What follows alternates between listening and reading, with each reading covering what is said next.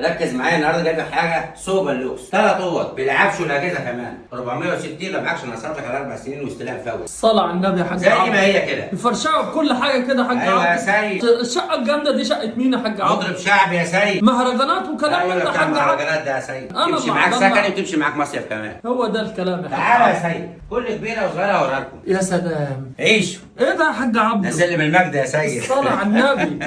هو سلم المجد بتاعه ماله ما يطلعش الا درجتين ثلاثة ليه كده؟ كل كبيره وصغيره هوريها لكم. عيشوا وعيشونا معاكم، وعند الكاش 10% خصم كمان. 15% يا حاج يا عبد. سيد مش هتفرق معاك حفلة يا حاج عبد، مش انت بتقول مطرب على شعبي؟ رايك كلها من الاغاني. انا عارف. عيشوا وعيشونا معاكم. احلى عيشه يا حاج عبده. وشايف البحر يا حاج عبده؟ ما البحر اهو يا سيد، تعالى اطلع يا سيد. ايوه، وخدني في حنانك، خدني يا حاج عن عبده. الوجود وبعيدني يا سيد. الله يا حاج عبده. من اجمل شيء هو صلاه النبي عليه الصلاه والسلام. الميزه بسلمك فوري.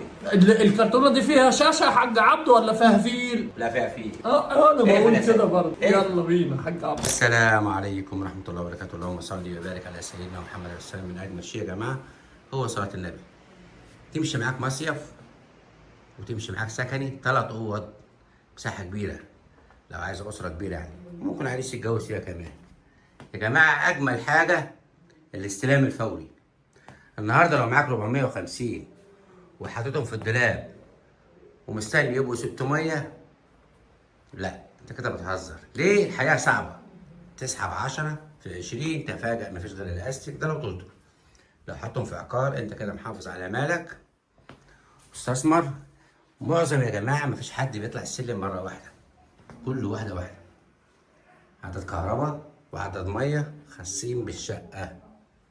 بالنسبه يا جماعه للاستلام فوري مفيش بكره ولا بعده. اشوفكم على خير في فيديو جديد. تحياتي محمد عبده، والسلام عليكم ورحمه الله وبركاته. انتظرونا كلهم في جديد ان شاء الله.